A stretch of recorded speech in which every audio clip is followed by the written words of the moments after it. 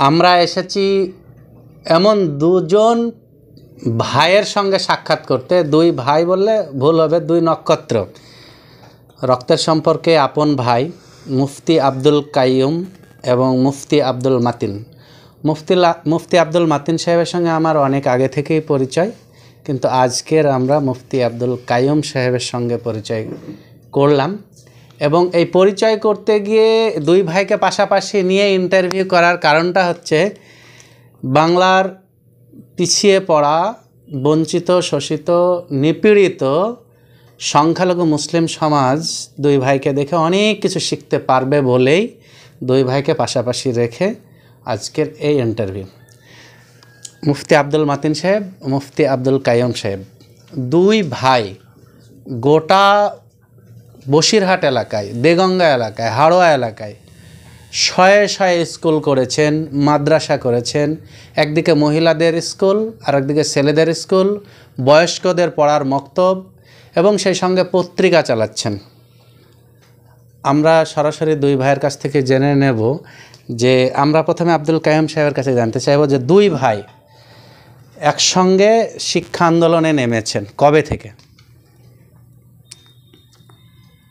সুপ্রিয় দেশবাসী, আমরা বলতে পারা যায় 1980 সাল থেকে আমাদের এই সাংগঠনিক প্রক্রিয়া এবং পিছিয়ে পড়া জাতিটাকে শিক্ষার আলোকে এবং একটা আদর্শের আলোকে গড়ে তোলার প্রচেষ্টার ভিত্তি ছিল আমার আব্বাজানের, আলহাজ মরহুম হাফেজ শামসুর রহমান সাহেব। তার থেকেই আমরা দুই ভাই অনুপ্রেরিত, এবং আজকের সুদীর্ঘ আমাদের দায়িত্বে চলছে 2001 সাল থেকে বলা যায় 2024 পর্যন্ত। মানে তখন আমাদের কর্মজীবনের একরকম শুরু। সেই সময় থেকেই আমরা গ্রামীণভাবে মানুষদেরকে সংঘবদ্ধ করে, যেটা ক্লাসের বাইরে তাদেরকে কিছু শিক্ষার আলো দেখানো, তারপরে পরবর্তীকালে ক্লাস সিস্টেমে আমরা শিশুদের জন্য, মেয়েদের জন্য, ছেলেদের জন্য বিভিন্নভাবে শিক্ষা আন্দোলন চালিয়ে যাচ্ছি আলহামদুলিল্লাহ। এবং সেই সঙ্গে পত্রপত্রিকা এবং আমাদের মৌখিক বক্তব্যের ভিতর দিয়ে এক কথায় অন্যায়ের প্রতিবাদে ন্যায় প্রতিষ্ঠার পক্ষে আমাদের এই প্রচেষ্টা চলছে 1980 সাল থেকে। তবে আমরা দুই ভাই সক্রিয়ভাবে কাজ করছি, অন্তত আমি কাজ করছি 1993 সাল থেকে। মেজো ভাই আমার সঙ্গে কাজে সংযুক্ত, বা সে এখন বলতে পারা যায় আমাদের সংগঠনের সুপ্রিমো এবং সম্পাদকীয়তার দায়িত্বে কাজ করছে 2001 সাল থেকে। এতটুকুই মোটামুটি আমরা আপনাদেরকে জানাই। আপনি সুন্নাতুল জামাতের কি দায়িত্বে আছেন? আমি আব্বা ছিলেন আজীবন সভাপতির দায়িত্বে, তার ইন্তেকালের বাদে সংগঠনের সকলের সমর্থনে আমি এখন আপাতত সভাপতির দায়িত্বে আছি। মুফতি আব্দুল মাতিন সাহেব, দুই ভাই, বড় ভাই, মেজো ভাই, আপনারা তাহলে কয় ভাই, কয় বোন, এবং বাকি ভাইরা কি করছেন? সংখ্যা বললে হয়তো অনেকে ভয় পেয়ে যাবে। আমরা টোটালে 12 ভাই বোনই, 6 ভাই 6 বোন। আমরা ছোটো বয়সে একটা বোনকে হারাই, এখনও 11 ভাই বোনই আমরা বেঁচে আছি, 6 ভাই 5 বোন। তো আব্বা একেবারেই দিনমজুর ছিলেন বললে ভুল হবে না। ধান চালির ব্যবসা করতেন, তিনি হাফেজ মানুষ, অল্প একটু জমি ছিল মাঠে, সেটা আব্বা চাষবাস করতেন। এবং ছোটো বয়স থেকেই ক্লাস 4 পাস করলেই পরে মুফতি সাহেবকে আব্বা ভর্তি করে দিলেন একটা মাদ্রাসায় হিপস পড়ার জন্যে। তারপরে প্রায় 4 বছর পর আমি আবার প্রাইমারি স্কুল ছাড়লাম, আমাকে আব্বা দিলেন চৈতে মাদ্রাসায়। এইভাবেই আব্বাকে দেখেছি খেয়ে না খেয়ে সংসারে জমি জায়গা কিচ্ছু করতে পারেননি, শুধুমাত্র আমাদের এই 11টা ভাই বোনকে লেখাপড়া শিখিয়েছেন, এবং তিনি খুব লেখাপড়ার প্রতি অত্যন্ত যত্নবান ছিলেন। তো সেইভাবে আমরা 11 ভাই বোনই এখনও বেঁচে আছি। আমাদের প্রত্যেকটা ভাই বোনকে আব্বা পড়িয়েছেন, এমনকি আমার একটা বোনও কোরআনের হাফেজা, এবং সবাইকে আব্বা স্কুলে পড়িয়েছেন, মাধ্যমিক, উচ্চ মাধ্যমিক, এবং প্রত্যেককে কোরআন শিখিয়েছেন, 5 ওয়াক্ত নামাজ কালাম শিখিয়েছেন। এমনকি নামাজ না পড়লে বাড়িতে কখনো ভাত বন্ধ, কখনো মারপিটও হয়েছে। তো বাবা মার কাছ থেকে যে জিনিসটা পেয়েছি এটা কখনো ভোলার নয়। আজকে সমাজে প্রতিষ্ঠিত হওয়ার পিছনে সবচাইতে বেশি অবদান যদি বলবো সেটা মায়ের, এবং তারপরে আব্বার। আব্বা আর্থিকভাবে সমস্ত কিছুকে ত্যাগ স্বীকার করেছেন, এবং মা দৈহিকভাবে, এমনকি কখনো কখনো শীতে ফজরের নামাজ না পড়লে মা পানি গরম করেও দিয়েছেন যে নামাজ পড়তে হবে। তো এইভাবেই আমাদের পারিবারিকভাবে বেড়ে ওঠা, এবং তারপরে আব্বার হাত ধরিয়ে আমাদের এই শিক্ষা এবং সোশ্যাল কিভাবে কাজ করতে হবে। আব্বা সেই অবস্থায়, সেই জীবনে একাই তিনি সুন্নতুল জামাত বাদুড়িয়া বলে কমিটি করেছিলেন, তিনি পরিচালনা করতেন। মসজিদে মসজিদে মানুষকে তালিম দেওয়া, পড়াশোনার ব্যাপারে উদ্দীপ্ত করা। তারপরে একটা টাইমে সুন্নতুল জামাত যে কোনো কারণে বন্ধ হয়ে যায়। আমরা পড়াশুনো করে ফেরার পর মুফতি সাহেব আমার চাইতে 4-5 বছরের সিনিয়র, তো আমাদেরকে নিয়ে আব্বা বসে একটা মিটিং করতে বললেন আবার। তারপর থেকে সংগঠন আবার পুনরুজ্জীবিত হলো। আবার পরে মুফতি সাহেব সম্পাদকে সবাই বসে মুফতি সাহেবের ঘাড়ির সম্পাদকের দায়িত্ব দিলেন। আব্বা সভাপতি ছিলেন, তিনি পরিচালনা করতেন। তারপরে জামিয়া রহমানিয়ার প্রতিষ্ঠিত হওয়ার পর বিশাল দায়িত্বের বোঝা ওনার ঘাড়ে চেপে যাওয়ার পর উনি এই পথ ছেড়ে দিলেন। আমাদের সেন্ট্রাল কমিটির সদস্য যারা ছিলেন তাদেরকে আবার ডেকে মুফতি সাহেব ছেড়ে দিলেন। তা আবার ভোটাভুটির মধ্য দিয়ে আমাকে সম্পাদকের দায়িত্ব দেওয়া হয়, সেই মতো পরিচালিত হচ্ছে আজ পর্যন্ত। অন্যান্য ভাইরাও আপনাদের এই কাজের সঙ্গে যুক্ত? একদম পূর্ণ মাত্রায় তারা সহযোগী আমাদের। যেমন আমার নিচে আমার সেজ ভাইটা যেটা আছে সে হাফেজ, সে একটা কাপড়ের দোকানের ব্যবসা করছেন, কিন্তু দিনের উপরেই থেকে বাকায়দা। তার ছোটোটা হাফেজ, সে আমাদের বইকারা মাদ্রাসাটায় দেখাশুনো করছে, পড়াশুনো ওখানকার দায়িত্ব তার উপরে। তারপরের ভাইটা আব্দুল হাই, সে একটা মাদ্রাসার টিচার। তারপরের ভাইটাও আব্দুল হক, সেও একটা মাদ্রাসার টিচার, এবং দায়িত্ব নিয়ে তারা কাজ করছে এবং আমাদের কাজ কামে তারা পূর্ণ মাত্রায় সহযোগী। একেবারে প্রিয় দর্শক মণ্ডলী, একটা বিষয় হচ্ছে একটা পরিবার, একটা সমাজ, একটা রাষ্ট্রের মতো। একটা রাষ্ট্র যেমন একটা পরিবার, একটা রাজ্য যেমন একটা পরিবার, একটা সমাজ যেমন একটা পরিবার। একটা পরিবারের হেড একটা প্রধানমন্ত্রী, একজন প্রধানমন্ত্রী একজন পরিবারের হেড। আজকের 11 জন ভাই বোন মিলে যে স্বপ্নগুলি, তারা স্বপ্নের জালগুলি বুনিয়েছেন, সে স্বপ্ন কখনো কখনো শীতল পাটি করে দিয়েছে, কখনো কখনো সোনার খনি করে দিয়েছে। বসিরহাট যদি আপনারা আসেন দেখবেন বিভিন্ন গ্রামে স্কুল তৈরি হয়েছে, মাদ্রাসা তৈরি হয়েছে। যারা শিক্ষা বিমুখতায় শাসার কমিটির রিপোর্টে দৈন্যদশায় ভুগছিল, বসিরহাটের অলিতে গলিতে এলেই দেখতে পাবেন এখন আলোয় আলোকিত গ্রামটা একটার পর একটা প্রজন্ম এগিয়ে যাচ্ছে।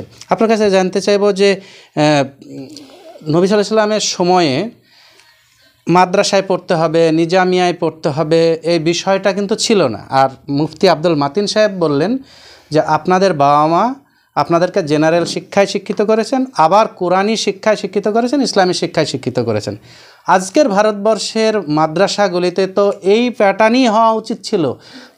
এর সুফল যেমন বসিরহাট এলাকা পাচ্ছে, গোটা ভারতবর্ষ তো পেতে পারত। দেখুন, আপনারা যেটাকে ভাবছেন যে ওটা গোটা ভারতবর্ষ পেতে পারত, আসলে মানুষের চিন্তা চেতনার পার্থক্য। যে ভারতবর্ষের অন্যান্য প্রভিন্সে যে সমস্ত শিক্ষা ব্যবস্থা চলছে, সেখানকার যারা স্কলার তারা যদি মেহনত করতেন, তারা যদি চেষ্টা করতেন, সারা ভারতবর্ষের সমস্ত প্রভিন্সেই এই শিক্ষা আন্দোলন এবং মুসলিম জাতিটাকে এগিয়ে নিয়ে যাওয়ার সার্বিক প্রচেষ্টা তারা চালাতে পারতেন। তো আমরা যেটা বুঝেছি সেটা হলো যে যারা ইসলামিক স্কলার তারা যতটা আত্মকেন্দ্রিকতায় নিজেরা কেন্দ্রীভূত হয়েছেন, জাতির জন্য তাদের সেই আত্মনিবেদন এবং তাদের উৎসর্গ না দেওয়াতেই সারা ভারতবর্ষের মুসলমানরা এই ইসলামিক থিওলজি এবং জেনারেল এডুকেশন দুইয়ের সমন্বয়ে তারা সর্বত্র জাতির উন্নয়ন দেখতে পাচ্ছেন না। যদি ইসলামিক স্কলাররা যদি এ ব্যাপারে মনোযোগ দেন এবং সর্বত্র নিজেদের পারিবারিক এবং সাংসারিক ভারসাম্যের ঊর্ধ্বে জাতির জন্য একটু মেহনত দেন, তাহলে আমরা আশাবাদী সর্বত্রই কিছু না কিছু এডুকেটেড পারসন রয়েছেন যাদের দ্বারাতে মুসলিম কমিউনিটির উন্নয়ন এবং শিক্ষার এই ধার্মিক এবং আধুনিকত্বের সমন্বয়ে তারাও জাতিটাকে এগিয়ে নিয়ে যেতে পারেন। সেজন্য কিছু দায়িত্বশীল ব্যক্তিদের আগামী দিনে আরও সচেতন হয়ে আধুনিক এবং ধর্মীয় শিক্ষার সমন্বয় ঘটিয়ে কিছু মেহনতের প্রয়োজন। তাহলে আশা করি আমরা জাতিটাকে আরও ডেভেলপ করাতে পারবো ইনশাল্লাহ। প্রিয় দর্শক মণ্ডলী, আমরা শেষ করব, কিন্তু মুফতি আব্দুল মাতিন সাহেবের একটা মন্তব্য নেব। আমাদের সমাজে ভাইরা প্রতিযোগিতা করে কে কত বিল্ডিং করব, কে কত বাড়ি করব, জমি জামা কিনব, কার স্ত্রী শ্বশুরবাড়ি থেকে কতটা কি নিয়ে আসতে পেরেছে, ছোট বউ কেমন আছে, বড় বউ কেমন আছে, এইসব প্রতিযোগিতা চলে। আবার এর সঙ্গে আরেকজনের পাল্লা দেওয়ার জন্য কখনো কখনো দ্বন্দ্বে পর্যবেসিত হয়, ভাইয়ে দ্বন্দ্ব হয়, বৌমাতে দ্বন্দ্ব হয়। কিন্তু এই পরিবারটা যদি ইসলামী রঙে রঙিন হয়ে সমাজটাকে নতুন কিছু দেব, কন্ট্রিবিউশন করব, ইন্ডিভিজুয়াল কন্ট্রিবিউশন করার জন্য যদি তৈরি থাকে, তাহলে মুফতি আব্দুল মাতিন আর মুফতি আব্দুল কাইয়ুম সাহেবকে পাওয়া যাবে। আমি আশা করব আমাদের সমাজ দুই ভাইকে দেখে অনুপ্রাণিত হবে এবং 11 ভাই বোন যেভাবে সমাজ সংস্কারের কাজে, সমাজ গঠনের কাজে আত্মনিয়োগ করেছেন, আমাদের যারা ভাই বোন আছেন, আমাদের পরিবারের যারা আত্মীয় স্বজন আছেন, তারাও নিজ নিজ গ্রাম, নিজ নিজ এলাকায় সমাজ গঠনে বড় ভূমিকা নেবেন। দুই ভাইয়ের ভিতরে ঝগড়া টগড়া হয় নাকি? দেখুন, পারিবারিকভাবে আমরা যেভাবে বেড়ে উঠেছি, আব্বা যতদিন হায়াতে ছিলেন তিনি আমাদেরকে শাসন করতেন এবং আব্বার অবর্তমানে শুধু আমাদের 6 ভাইয়ের পরিবার নয়, এমনকি 5টা বোনের পরিবারের শেষ কথা মুফতি সাহেবই বলেন। তো আমাদের ভাই ভাইয়ের সাংসারিক বা সামাজিক যা কিছু আমরা নিজেরা যে যাই করি, শেষ সিদ্ধান্তটা মুফতি সাহেব দেন এবং শুধু আমাদের পরিবারে নয়, আমাদের বোন বোনাই যারা আছে তারাও পূর্ণ মাত্রায় মুফতি সাহেবের এই পদক্ষেপে তারা সন্তুষ্ট এবং বাকায়দা মুফতি সাহেব সেই সমস্ত কাজকামে যথেষ্ট পরিমাণ স্যাক্রিফাইস করেন। তুলনামূলকভাবে বলতে গেলে আমি পরিবারকে অনেকটাই ফাঁকি দিই, তিনি মাথার উপরে রয়েছেন, সবটাই তিনি দেখভাল করেন। এটা আমাদের পারিবারিক ব্যাপার এবং আমরা খুব শান্তিতেই কালযাপন করছি। বলা যেতে পারে আমাদের এই 11 ভাই বোনের সংসার এই সমাজের জন্য আমি মনে করি একটা আদর্শ সংসার। কোনো ঝগড়া বিবাদ নেই, কিচ্ছু নেই। আমাদের মতনৈক্য ঝগড়াঝাটি কখনো খুনসুটি হয় না। পারিবারিকভাবে আমাদের ভিতরে কোনো ঝগড়াঝাটির ইতিহাস আমার জানা নেই। পারিবারিক না, কাজ করতে গিয়ে এক জায়গায় থাকতে থাকতে মতবিরোধ, মতানৈক্য, আবার একসঙ্গে কাজ করা। দেখুন, মতনৈক্য হয় প্রতিষ্ঠান ভিত্তিক, সোশ্যাল ডেভেলপমেন্টিং ভিত্তিক। আমি হয়তো কোনো একটা জায়গায় মাদ্রাসা করছি, উনি বললেন ওটা ওখানে নয়, এখানে করো, সেটা সুবিধা হবে। আমি তো বললাম এই যে একটা সভা হোক, উনি বললেন সভাটা এই তারিখে না অমুক তারিখে হোক। এই ধরনের মতনৈক্য হওয়াটাও খুবই স্বাভাবিক। তবে সেই মতনৈক্যটা গঠনমূলক এবং সৃজনশীল। কারোরই কোনো মতনৈক্য কোনো ধ্বংসাত্মক নয় এবং হিংসাত্মক নয়। আমাদের ভিতরে মতনৈক্য হয়, বাকবিতণ্ডা হয়, প্রত্যেকটা বাকবিতণ্ডা এবং মতনৈক্য সৃজনশীল এবং গঠনমূলক এবং সোশ্যাল ডেভেলপমেন্টের জন্য এই মতবিরোধটা অত্যন্ত জরুরি বলে আমি মনে করি। ঠিক। প্রিয় দর্শক মণ্ডলী, দুই ভাইকে আরেকবার দেখিয়ে নিন আর নিজের ভাই বোন আত্মীয় স্বজনদের মধ্যে প্যারালাল কিছু করা যায় কিনা ভাবুন। আমি শেষ করেও করতে পারলাম না শেষ।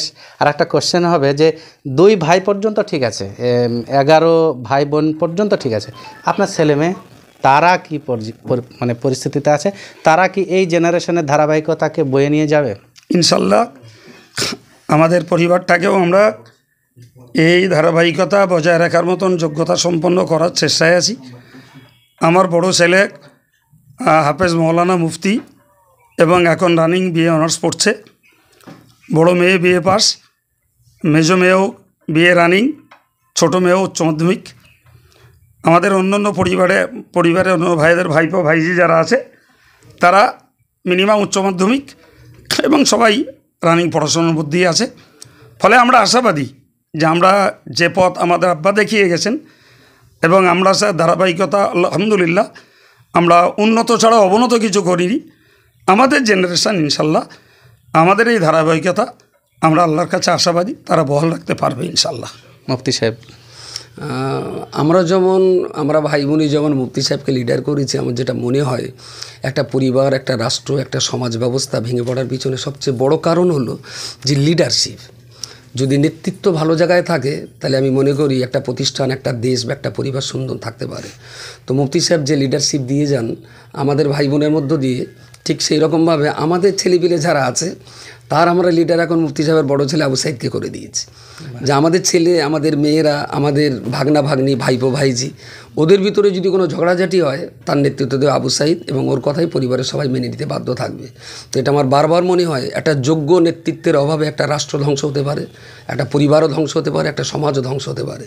তো এই চিন্তাটা মাথায় থাকার কারণে আমরা সবসময় চেষ্টা করি নেতৃত্বটা পারিবারিকভাবে ভালো জায়গায় থাকার এবং যে নেতৃত্ব দেয় তাকে সবসময় হেরে যেতে হয়, সবসময় স্যাক্রিফাইস করতে হয়, সবসময় ক্ষতি স্বীকার করতে হয়। এই ক্ষতি স্বীকার করার মানসিকতাটা আমাদের পরিবারের সবার ভিতরে আমরা পাই এবং সেই হিসাবেই আমাদের নেতৃত্ব যেমন মুফতি সাহেব দিচ্ছেন, আমাদের ছেলেমেয়েদের নেতৃত্ব আবু সাইদ দিচ্ছে।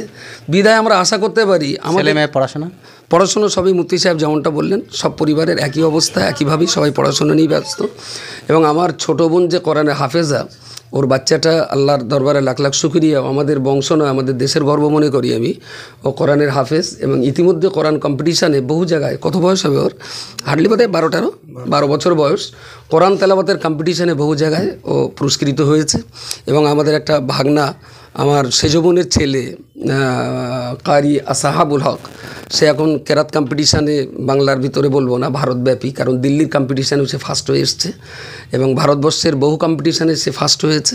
এবং আমাদের এলাকার কম্পিটিশানেও একজন, আমাদের এই এলাকার ভিতরে, উত্তর চব্বিশ পরগনার ভিতরে যদি কারি শব্দ উচ্চারণ করলেই সকলের প্রথমে আশা বলে কথা মনে পড়ে। তো গোটাল পারিবারিক স্ট্যাটাস এর পিছনে আমার আব্বা মায়ের অবদান এবং মুফতি সাহেবের এই নেতৃত্বেই চলছে খুব সুন্দরভাবে। এবং আমি আশাবাদী এর পরেও অন্তত আমাদের বেঁচে থাকাকালীন কোনো ঝগড়া বিবাদ বিসম্বাদ সম্ভবত আমাদের দেখতে হবে না। বাকি আর তাওয়াক্কাল তো আল্লাহ। আবু সাইদ যেভাবে হাল ধরে চালিয়ে যাচ্ছে, ও আমাদের ছেলে হিসাবে গোটা পরিবারের ছেলেপিলেদের নেতৃত্ব দিয়ে যাচ্ছে। আশা করছি আমাদের মৃত্যু পর্যন্ত আমরা খুব ভালো দেখে যেতে পারবো। তারপর আল্লাহর উপরে ভরসা করা ছাড়া আমাদের আর কোনো উপায় নেই। আল্লাহ পুরো পরিবারটাকে কবুল করে নিন, সে দোয়া করব। কিন্তু যে কথাটা মুফতি আব্দুল মাতিন সাহেব বললেন, পরিবারে যদি নেতা না থাকে তাহলে পরিবার নষ্ট হয়ে যায়। একজন নেতৃত্বের কারণে রাষ্ট্র ধ্বংস হয়, একটা নেতৃত্বের কারণে পরিবার ধ্বংস হয়। এখানে এসে যেটা আমিও শিখলাম, পরিবারে একজন নেতা দরকার, বসে পারিবারিক ইজতেমা করে একজনকে নেতা করার দরকার। এবং যিনি নেতা হবেন তাকে স্যাক্রিফাই করার মতো মানসিকতা তার থাকতে হবে এবং তিনি সততায়, নিষ্ঠায়, আন্তরিকতায়, যোগ্যতায় সবার ওপরে হবেন এবং সকলকে নিয়েই যে তিনি কাজ করতে পারবেন এবং গাইড করতে পারবেন, সেই দিশা কিন্তু মুফতি আব্দুল মাতিন সাহেব দিলেন। আমরা দোয়া করব তাদের পরিবার আরও উন্নত হোক, এই সমাজ শুধু নয়, এই রাষ্ট্র শুধু নয়, গোটা পৃথিবীতে তারা অবদান রাখুক। আজ এ পর্যন্ত, সকলে ভালো থাকবেন।